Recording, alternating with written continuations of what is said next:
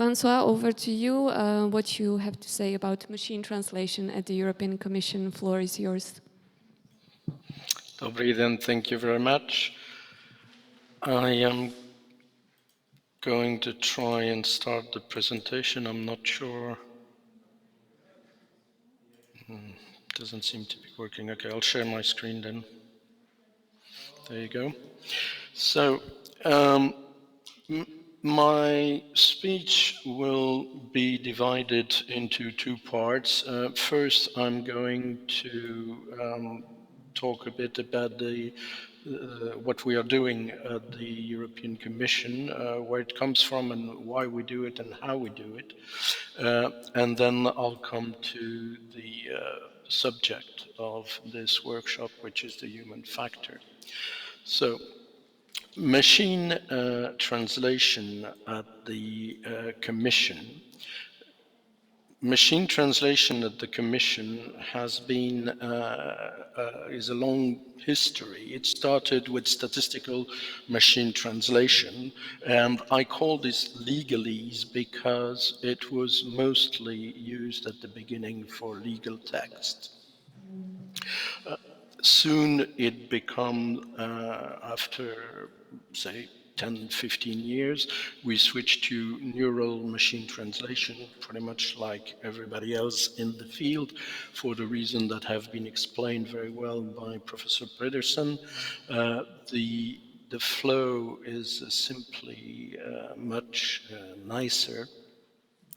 The quality of translation is much better. And the difference between our systems and the other systems are that it started as an internal system. It is now being extended to the outside, mostly in the framework of the Connecting Europe facilities, better known as the acronym CEF. And there we're rolling out loads of different tools, not only translation, but also speech recognition, names entity recognitions, summaries, etc., etc. The history is important because, as I said, it started as an internal tool to help the translators. The idea was that we have a lot of translation. And in that respect, it's interesting to see that it was something touched upon also by Professor Pedersen when he started talking about the corpora of subtitle which is used. Well, all corpora is very well known.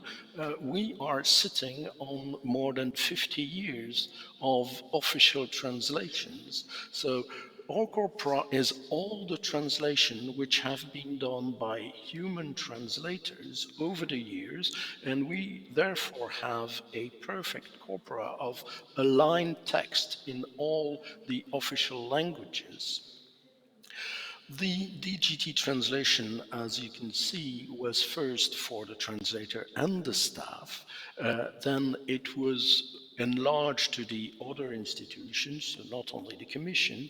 And then in the framework of CEF, we are now working for loads of people. We are working not only with universities, but also with the public administration in the different member states, but also since last year with small and medium enterprises as well. It is not yet open to the public at large, like Google and other systems, mostly because we have a certain number of characteristics. First of all, our system is extremely secure. Nothing goes out of the Union. We also offer encryption. We have a system which makes sure that texts are processed cannot be identified even by ourselves, which is sometimes a problem because sometimes we get reports from the users saying, well, I sent this translation and there was a problem. Can you have a look at it? And we say, no, we can't, because the names of the files submitted are mangled on purpose, so we can't identify what's coming on, and it is deleted as soon as it is no longer necessary. So we have absolutely no way to trace what is going on in the systems. What can I do with e-translation? Well, from what I just said, you already have possibly an idea.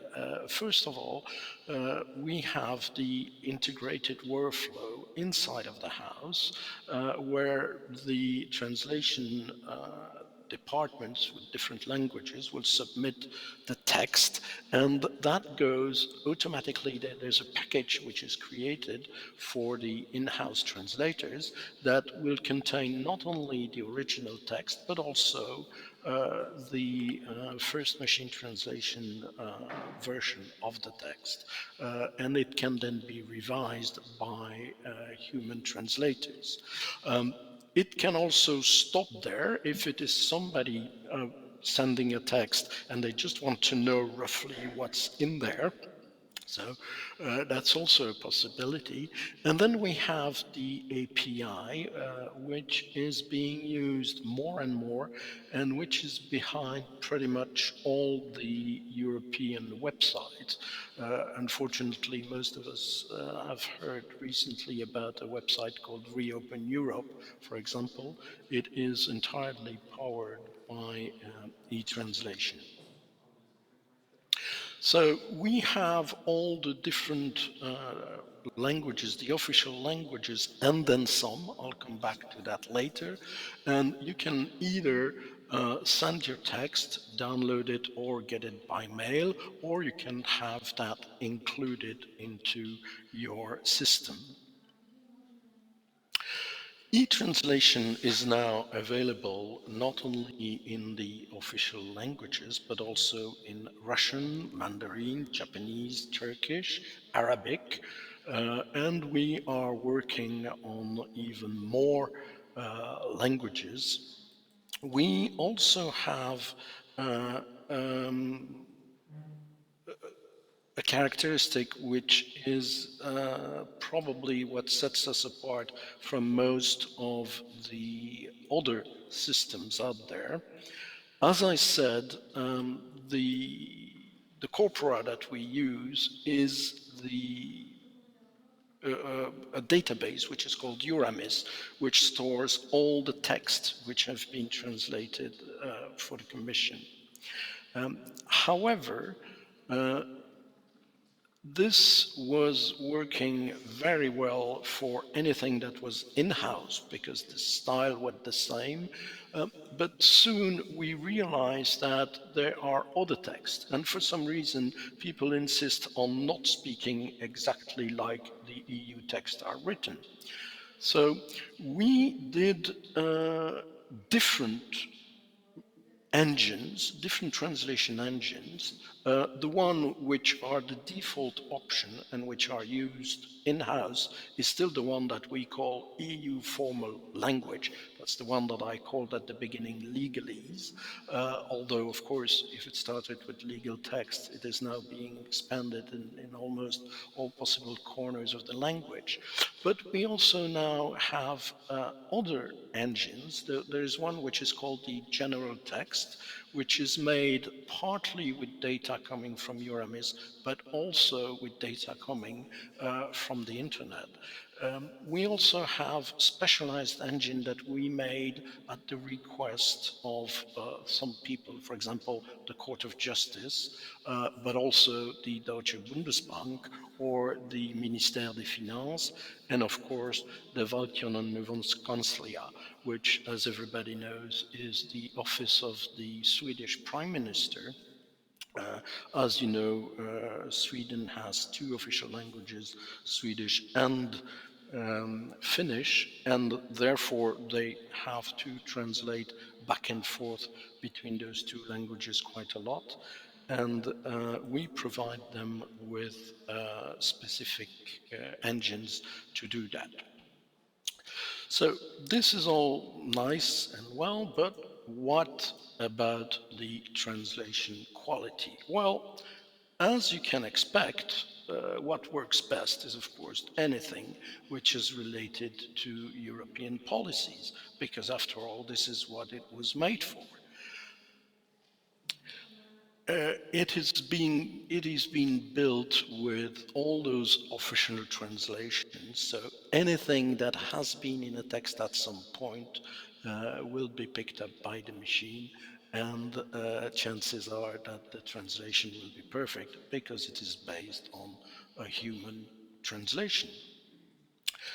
What works less well, well, you won't be surprised to hear that, is anything that is not standard or new creative text or anything that is taken out of context. This is one of the problems that we have at the moment with the websites, because they tend to submit very short snippets, and therefore it's sometimes difficult to know exactly what the best translation could be, because we're lacking completely the context. If you are using the machine yourself, then you can choose your domain, which is something that most of the people don't do because it's very carefully hidden under advanced options, where you can choose your engine. So there is the your formal language or the general text. And as you can see from the not very good, I'll grant you that, but from the example on the screen, it makes quite a difference, because if you take a sentence like "the chair was broken during the meeting," which would give something as "predsedával počas schôdze prerušený," in EU formal language, because that's what happened. The chairman of the meeting was stopped for some reason.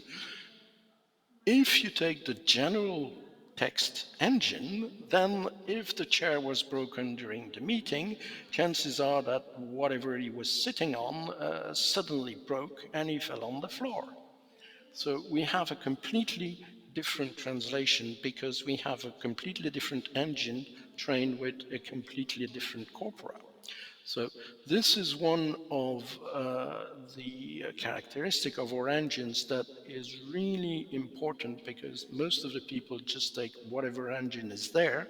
And that's why it's important to remember that it was made first and foremost for people in-house, and therefore the default is not what you want to have if you just want to have, I don't know, the words of a song, for example, or a newspaper article. Right, so this is what we have at the moment, but what is coming up? Well, there's plenty in stores for you. We're extending the coverage to different scientific texts, social media, etc. Last week, for example, I was training engines to work in the very specific COVID-related medical field. But we are also adding different new technology. I mentioned named entity recognition, speech to text, summarization, anonymization, some cat tools that we will be offering on the website. You can see that those are in fact in parentheses. And it is not because we're not quite sure. It is because, in fact, they are already there. I put them in the future simply because we are going to extend those quite a lot. Um, the This is the page as it looks now. So as you can see, there's already quite a lot. You have e-translation, but you can also have multilingual tweet. You can have speech to text already, different tools, and so on and so forth.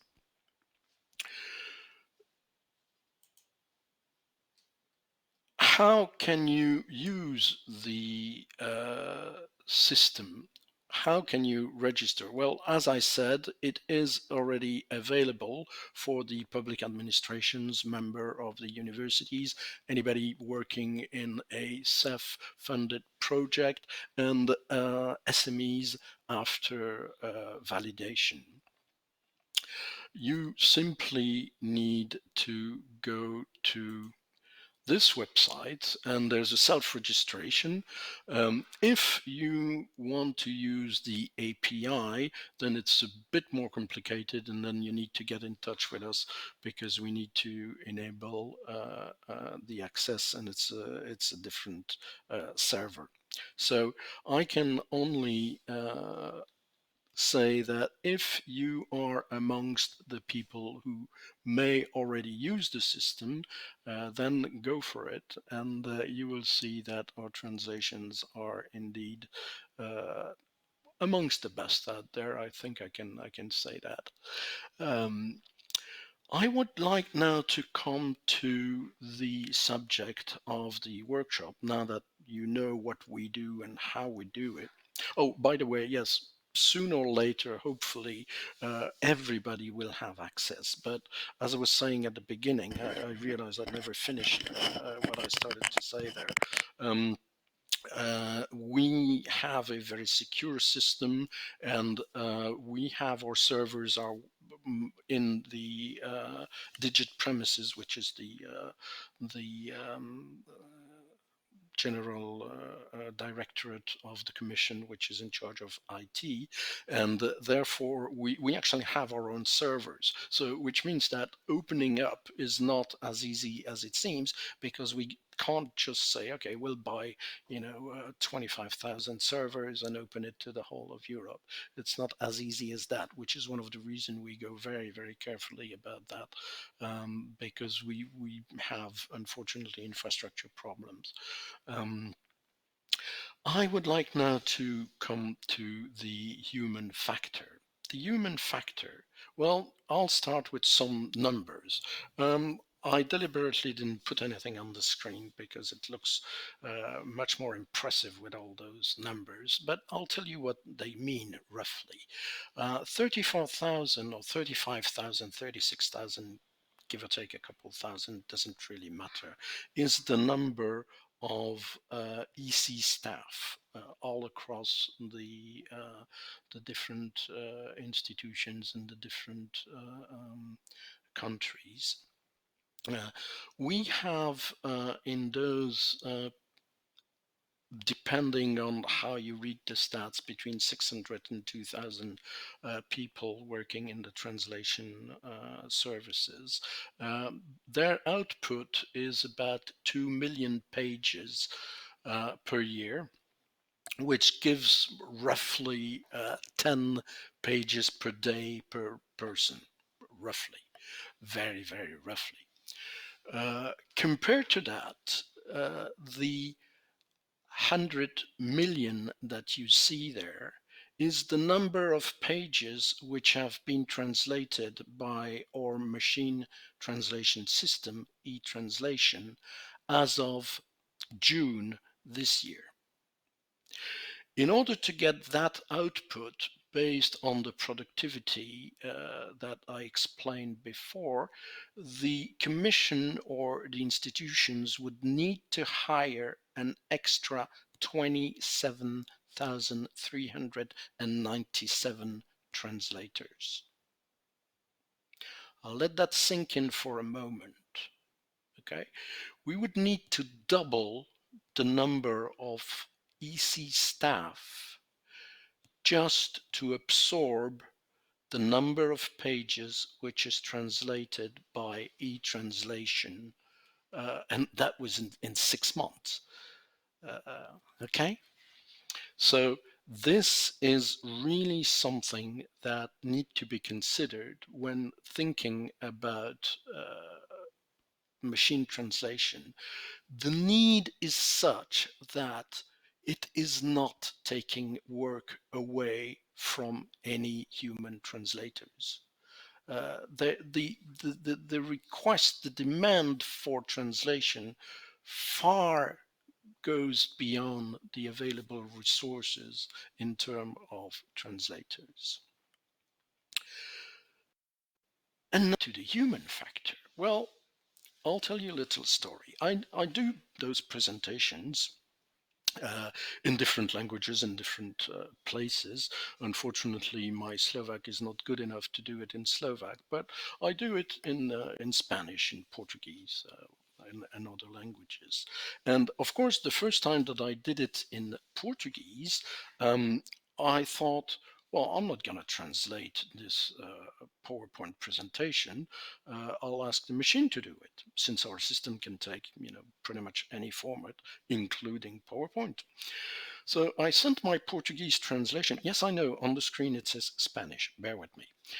So I sent my Portuguese translation to the system. It came back, and of course I had a very careful look at it. Translation wasn't too bad, but it was a bit incoherent, because in some places CEF, Connecting Europe Facilities, was translated, and in others it wasn't. So that was a bit weird.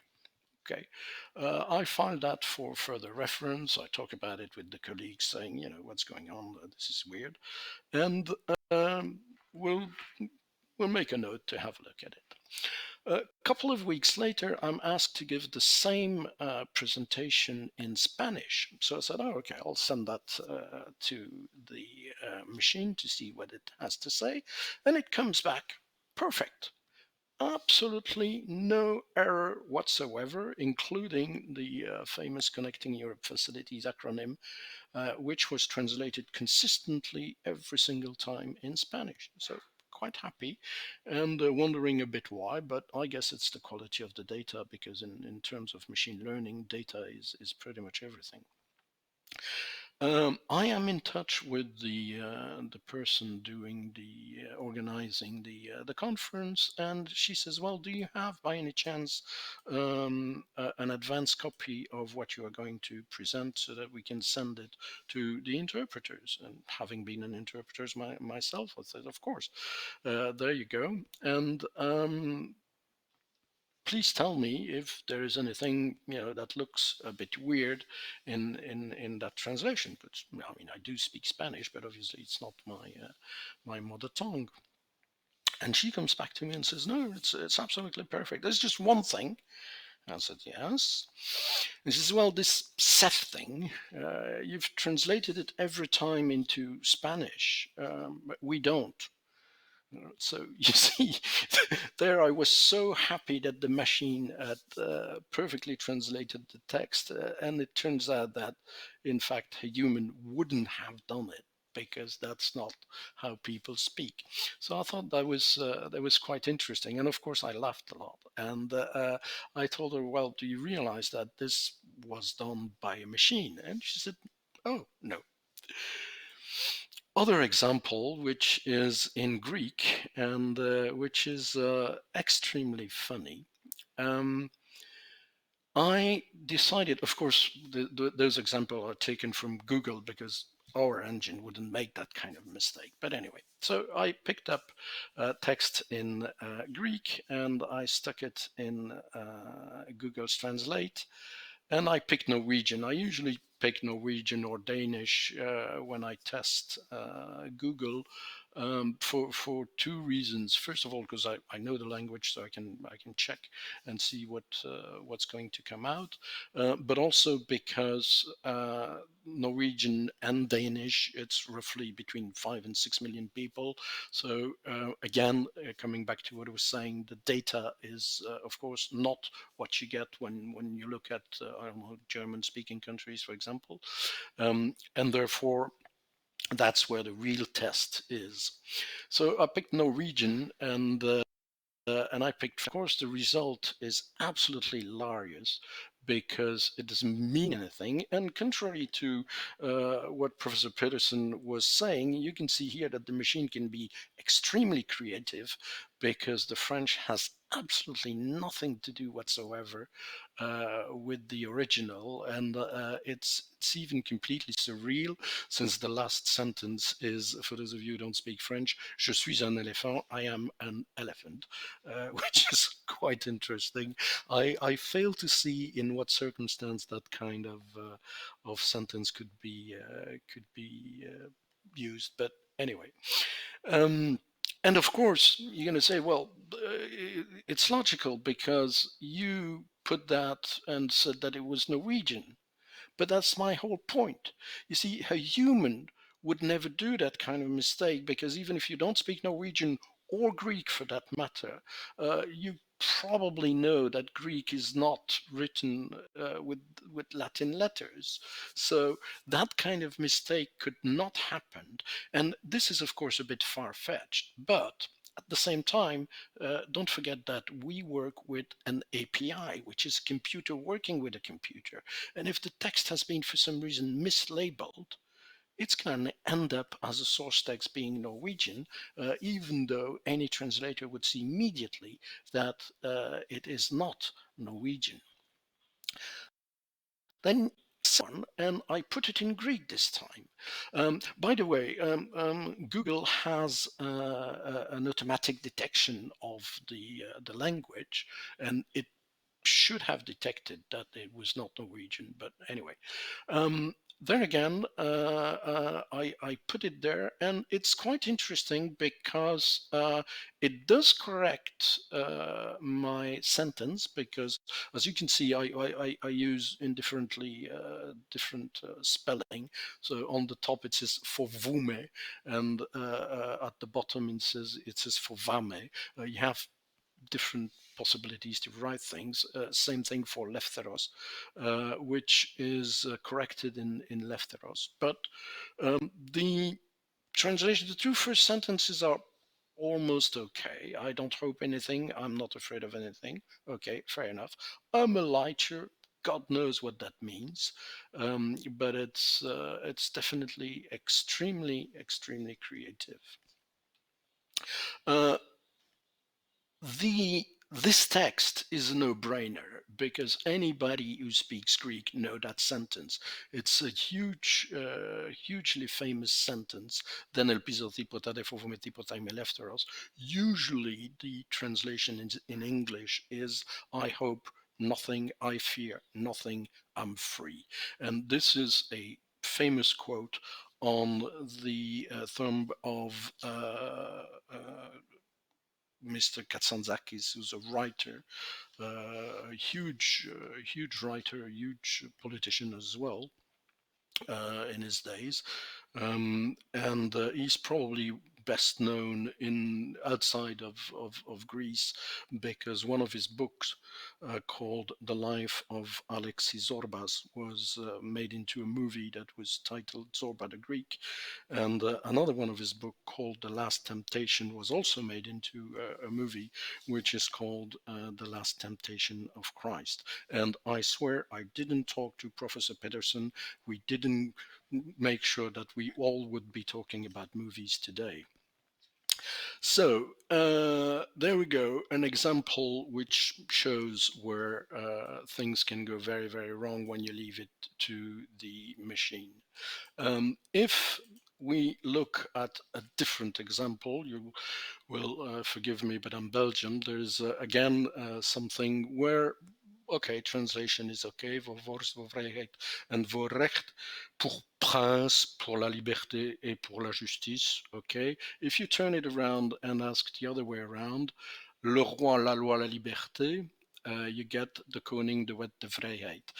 As you can imagine, the real translation is what you have on the left-hand side of the screen, the original being le roi, la loi, la liberté, and voor vorst, voor vrijheid, and voor recht, and those are the words of the Belgian national anthem. Again, any Belgian would recognize immediately those words and would not translate it. Here, the problem is not so much the translation in itself. It's okay, it's not fantastic, but it's okay. But of course, it does not work because it's completely lacking the context. And this is my whole point. This is the added value of the humans when they translate. And it is not only the possibility to summarize and synthesize, as Professor Peterson was saying, because as I was saying, we are working quite a lot on summarizations, and I think that we can actually get to something. We're not there yet, so he's right, definitely on that account. The current quality of translation or lack thereof is not there. But I am fairly confident, considering the advance in computing and in computing power, that sooner or later a machine will actually be able to make a decent job of summarizing enough so that it can be used for subtitles. But again, we're not there yet. But here, my point is that what is definitely lacking is the cultural part, and I don't see machines getting there anytime soon. A couple more examples, just because they are quite funny.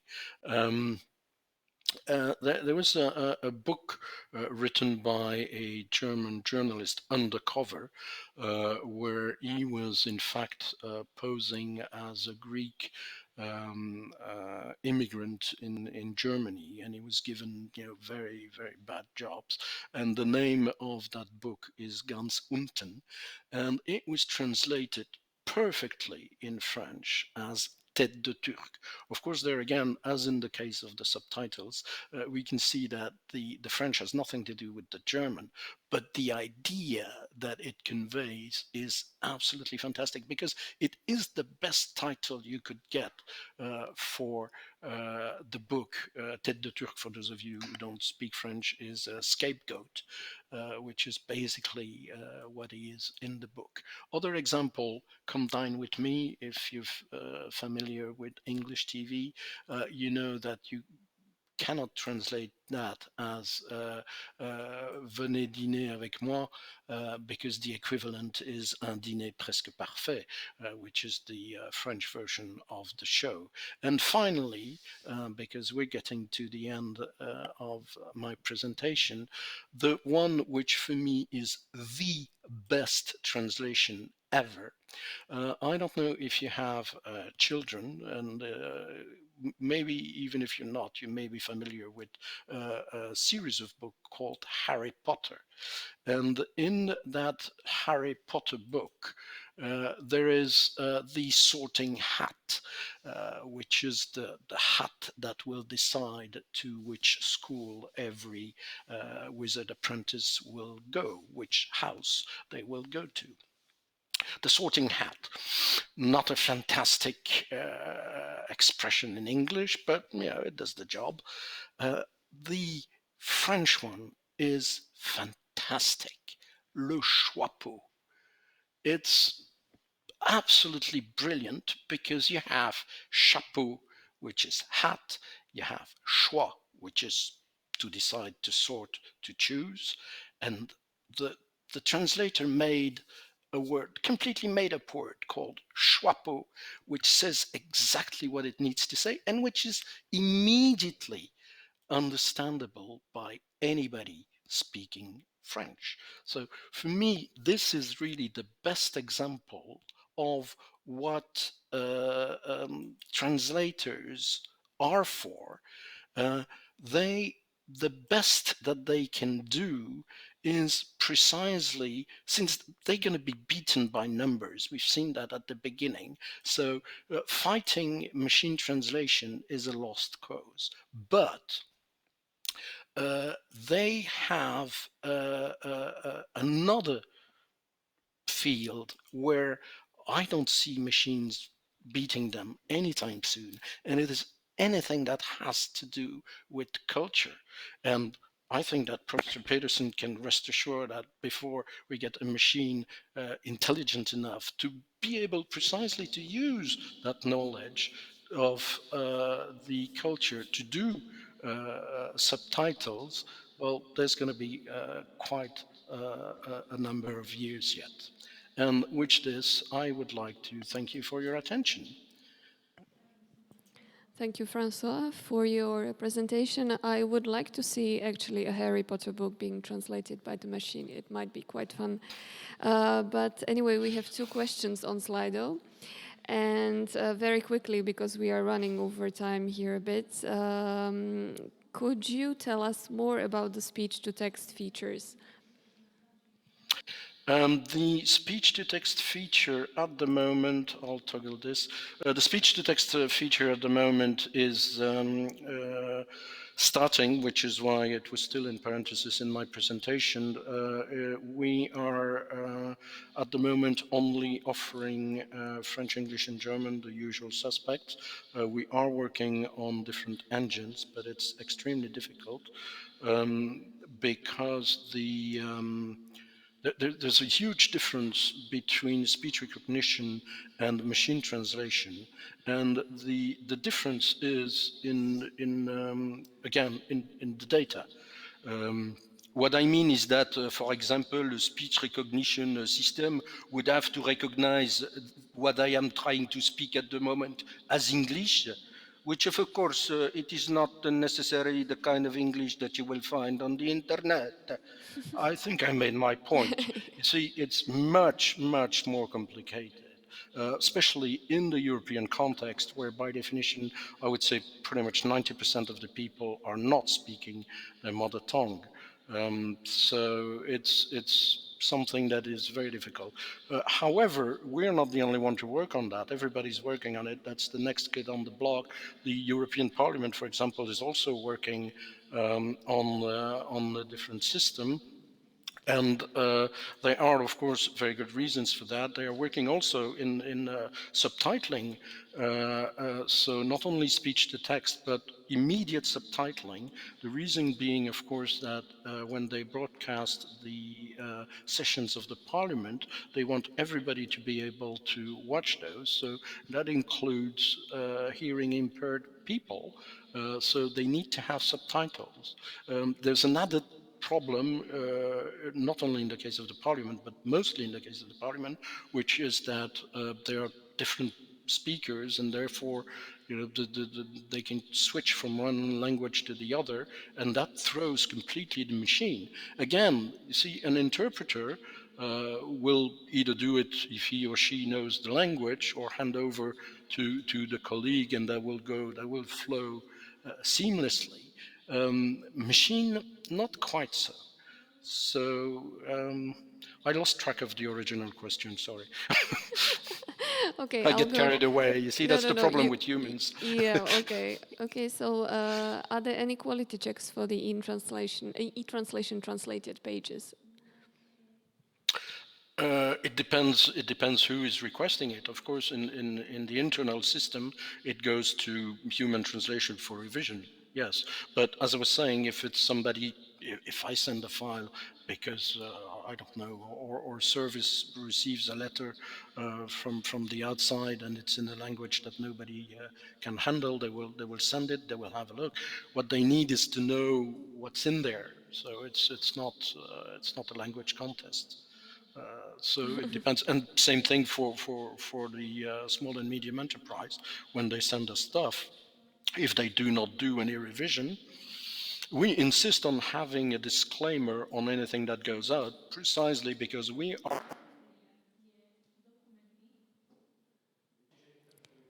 Okay, so there is an internet issue. I will thank you for your presentation, and we will need to move to our next speaker, who is Balazs Kiss. Good morning. Good morning, Balazs. Good morning. Dobrý deň. So let me briefly introduce you. Balazs Kiss is the founder and the co-CEO of memoQ and also member of the board of Gala. His background includes information technology, applied linguistics, and translation, but since 2018, he also deals with compliance at his company. He's also a member of the Society for Corporate Compliance of Ethics, which would be a very good background for our afternoon roundtable discussion. But now he will talk about the human factor in developing CAD software. So over to you. Thank you very much, and I would like to thank the organizers to arranged for me to speak remotely in the last minute, because I had to realize that with a cold it's not a good idea to travel to Banská Bystrica. I was looking forward to meeting you in person. And I'm wondering if you can see my slides, because I can't. I can only see myself on the screen.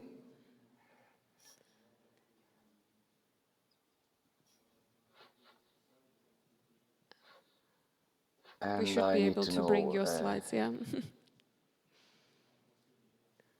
This is the technology and the human factor, you know, inter-reacting in real time. Yeah, and the viruses. And the viruses.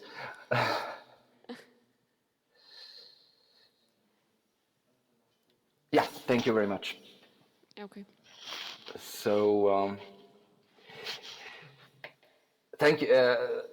And I would also like to apologize to the interpreters, because of everything that's happened, I was only able to send my presentation last afternoon. So I realize that leaves less time to prepare. So I hope it is clear enough, it contains information enough for you to be able to translate what I'm saying.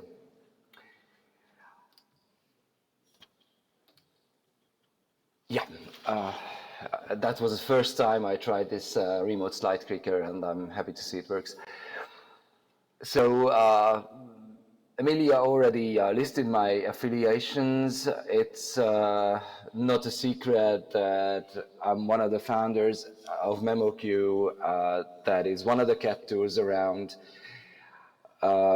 And what also comes in handy is that I'm a member of the board of directors of GALA, Globalization and Localization Association. And on top of that, we have, as GALA, we have recently started cooperating with the language industry platform expert group, which provides the Directorate General for Translation with advice, and I happen to be the liaison between the GALA board and LIND.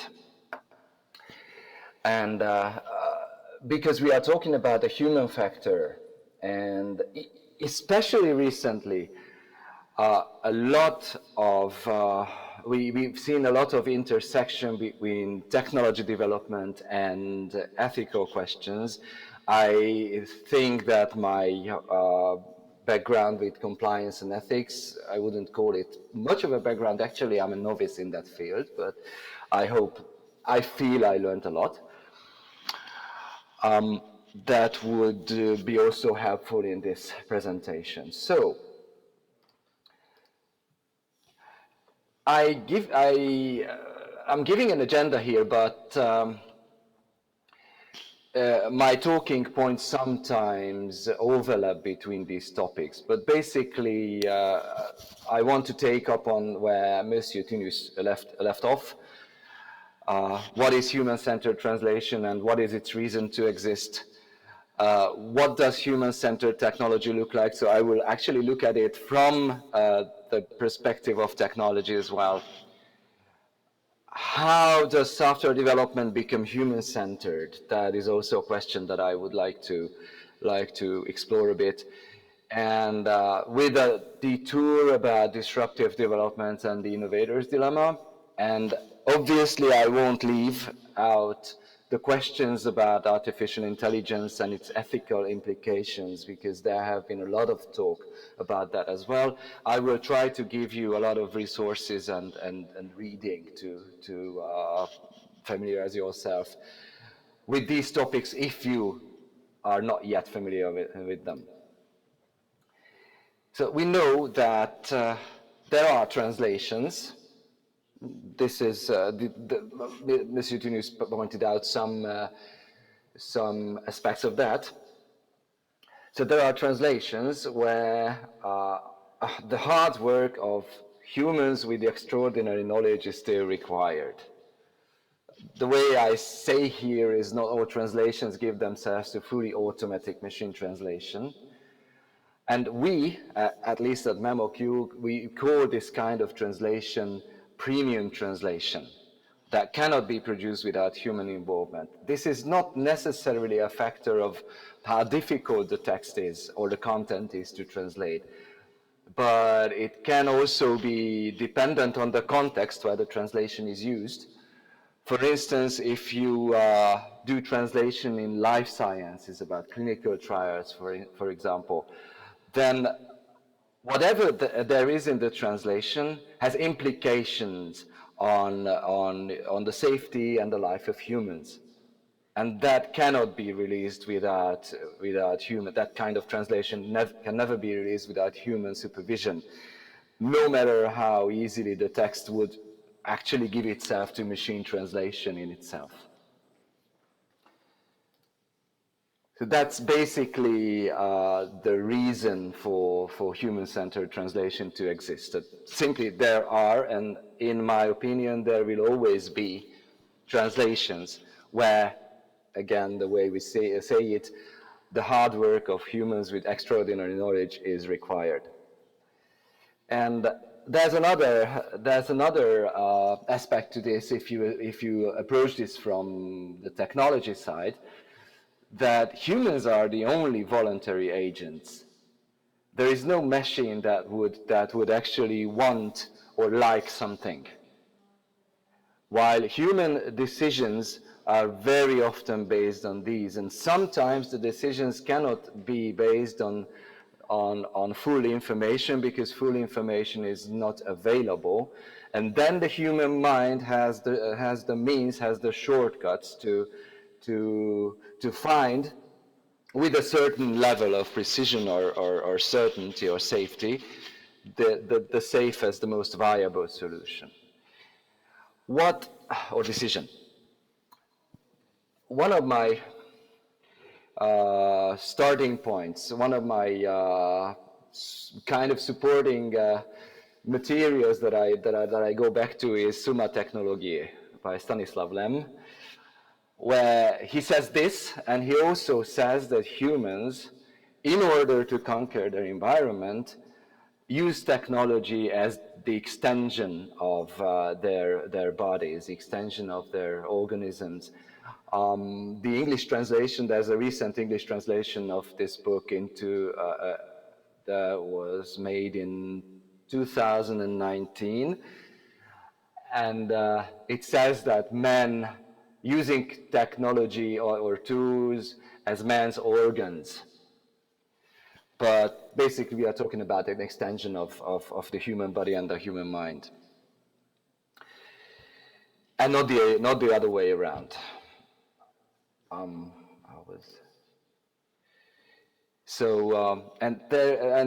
If you decide, and creating human-centered technology is also a decision, a conscious decision on the part of the human that designs or creates the technology.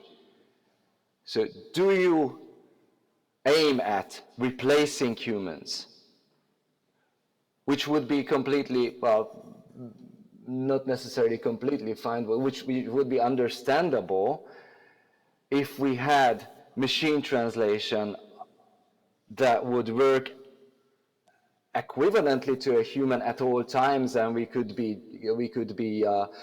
or more reliably, and we could be absolutely certain of that.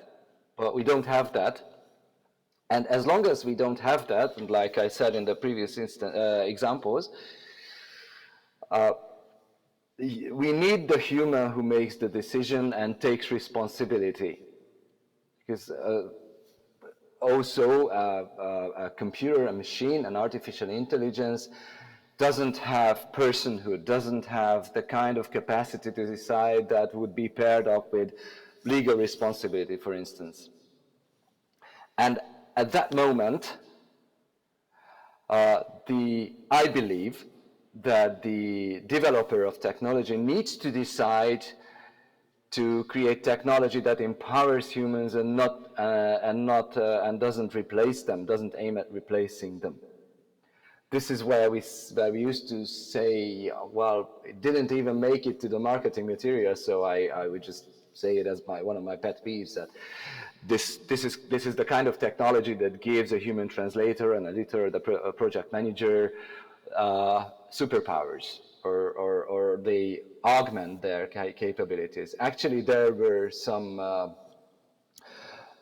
literature where I guess it was Common Sense Advisory that called this kind of translation augmented translation.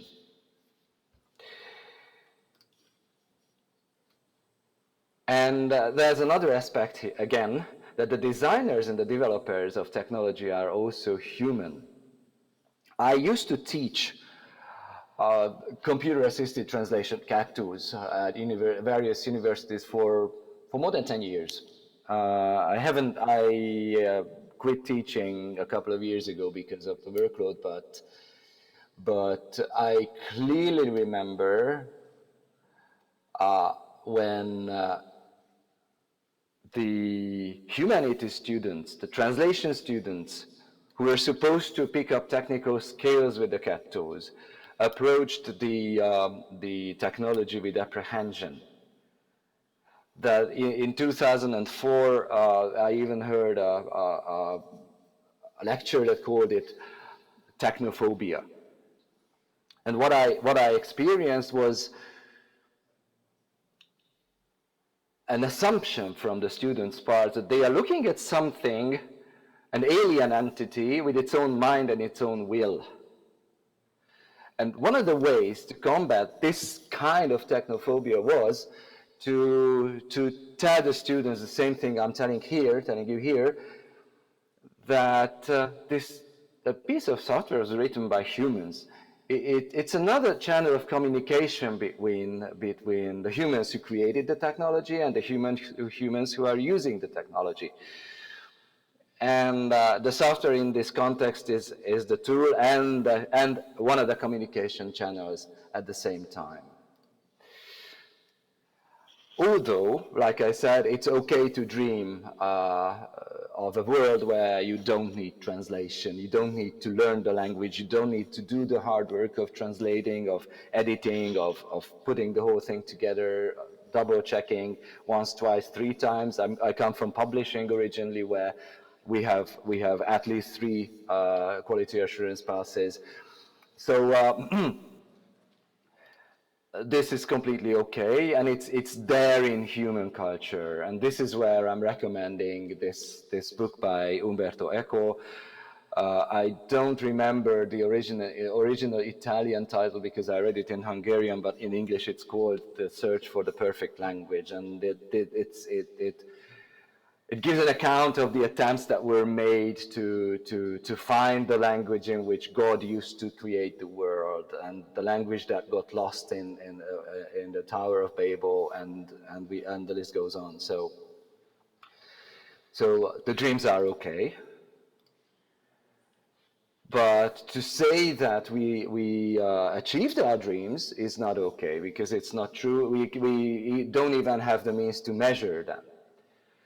That the assumption that machine translation will never be able to reach human parity actually comes from a linguist called Yehoshua Bar Hillel, and he made the statement in 1953. Well, a lot changed since then, but we still have suspicions that might be the case, that there will always be a margin, however narrow it is, that the machine will not be able to follow the humans too. And machine translation is of course useful, and the way it was developed and presented in the European Union is at its most useful. But there is also the human factor, a factor of the human revision, where we know that it is only the human who has the mind and the will to decide how good the translation is. It's the human that has the kind of personhood that can take the responsibility for the translation, and this is why the technology still needs to be under human control. This is what we say, and this is the kind of technology we develop. And there obviously, when you say you are creating human-centered technology, you need to create in a way that it remains human-centered, and this is why I'm listing a couple of methods to come to new technology. For instance, when we first conceived the tool that we developed, was by looking at the existing landscape, at technology landscape at the time, and looked for some obvious aspects why we can improve them. For instance, if there is a tool that requires you to go through 12 save as windows to create a new project, obviously you can improve on that and create a process to create a new project that requires no save as windows at all. And I'm talking about simple things like that. And you can also use human intuition. You can dream up new functionality. That is the least productive in this context.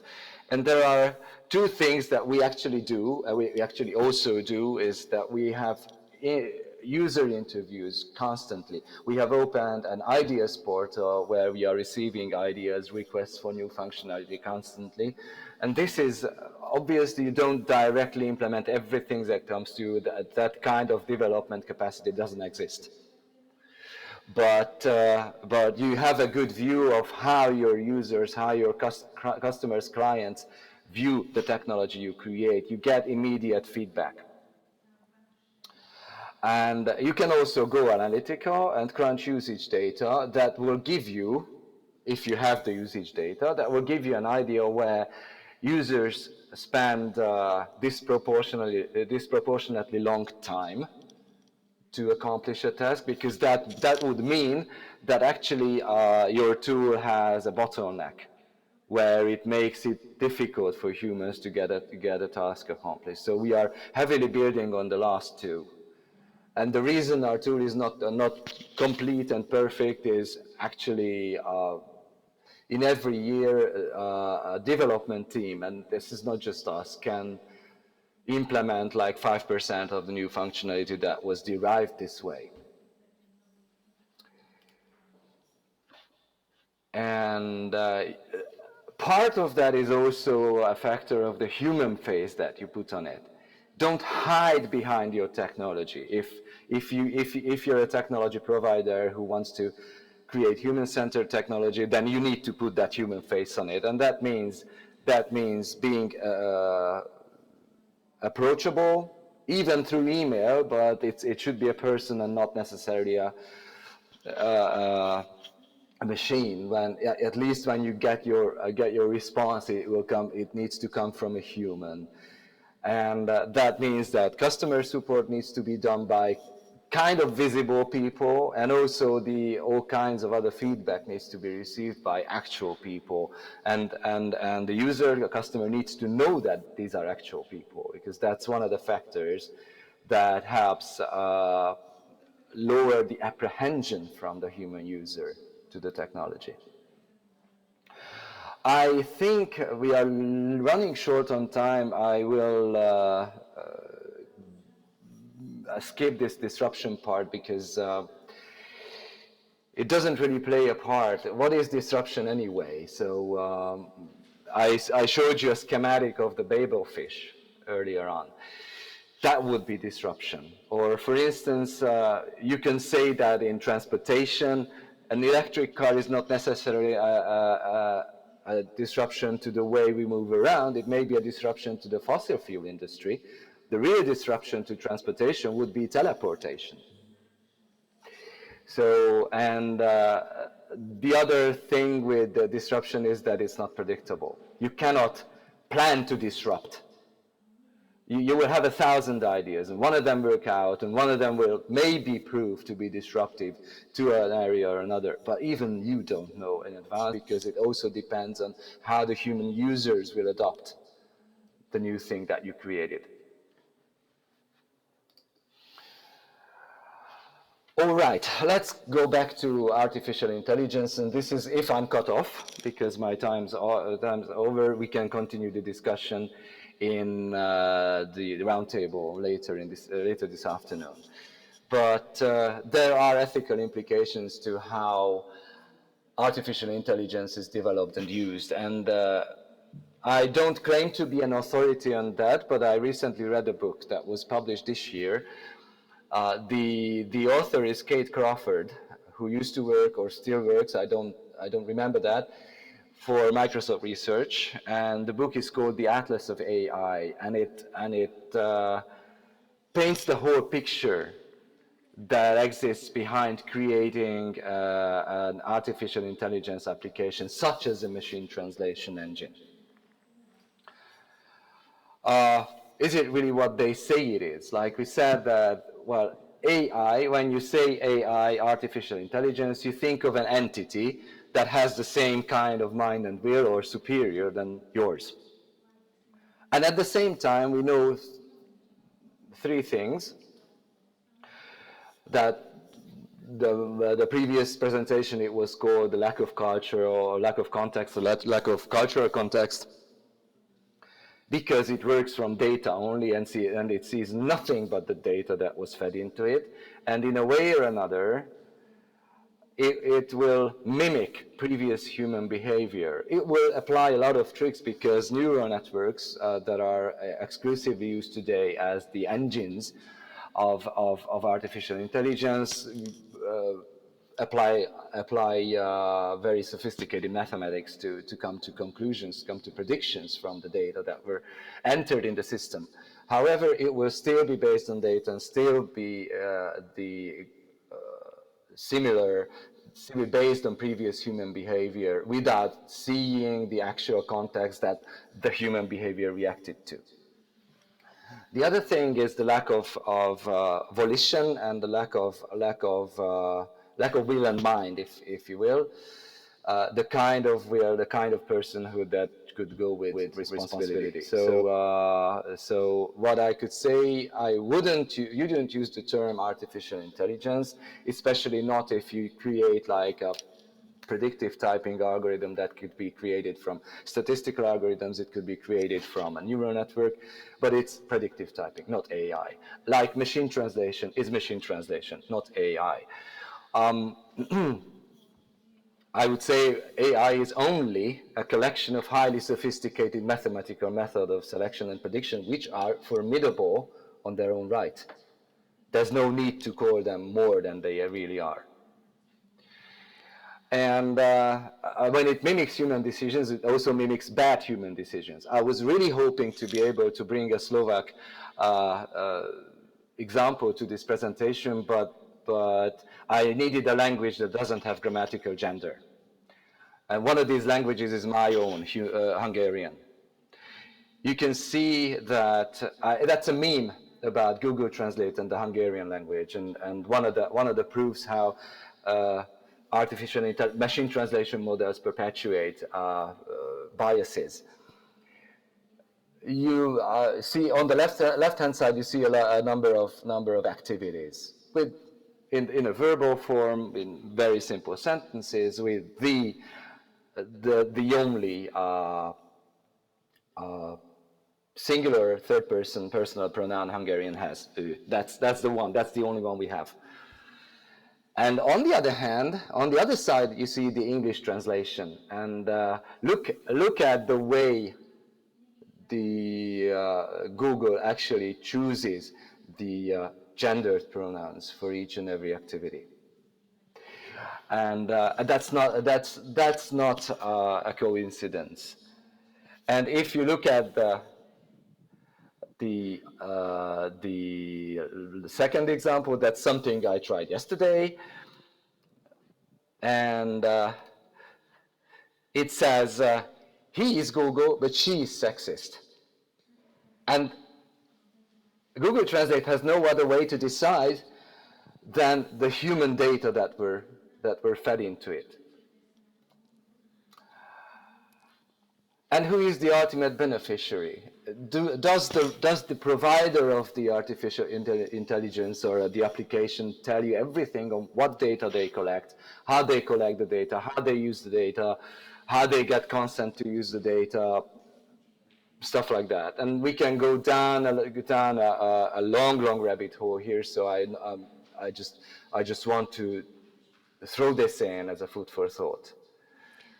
And Mr. Kish, yeah. I hate to interrupt you because we need Yeah. to move on. So if we can actually leave this for the roundtable discussion in the afternoon. We can do that. We can do that. Yeah.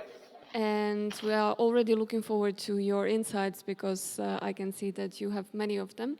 So I thank you for your time that you found now, and we will see you a bit later. Thank you very much. I'm not going anywhere. Well, I'm coming back for the roundtable, and I'm looking at the questions still. Thank you very much. Yes. Thank you very much. Thank you.